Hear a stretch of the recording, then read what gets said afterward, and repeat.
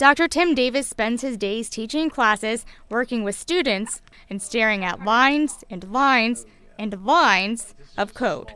Code he spent about 30 years working on, and lately he's working on it with someone else, a big someone else. The bottom line then is that every photo in Google StreetView is placed with my software. Dr. Davis's software is code that solves matrices. It's free for companies to use, and that's how Google found out about it. Actually, they just plugged it in and then told me, oh, by the way, Tim, we're using your code to place every photo in the planet with Google StreetView. Oh, that's cool. He says without his code, Google StreetView wouldn't look like it does now at all. They take a bunch of photos and there's GPS coordinates for the car and for the photos. And then if they just took those photos and sort of plunked them in place, they wouldn't be in the right place because the GPS coordinates are noisy and it would be a mess. Dr. Davis's code is essentially a huge math problem, and it translates all the jumbled pictures into working order.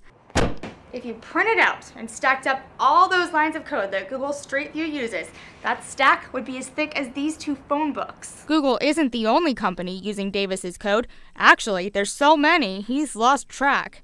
He says it's so popular because it's efficient and doesn't need to be reworked often. A perfect solution for something like Google StreetView. When they plugged in my matrix solvers, they cut their time to construct these maps from days and hours down to minutes. It seems like tedious work, but it's work Davis is passionate about.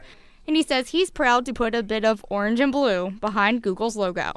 Laura Christmas, GTN News.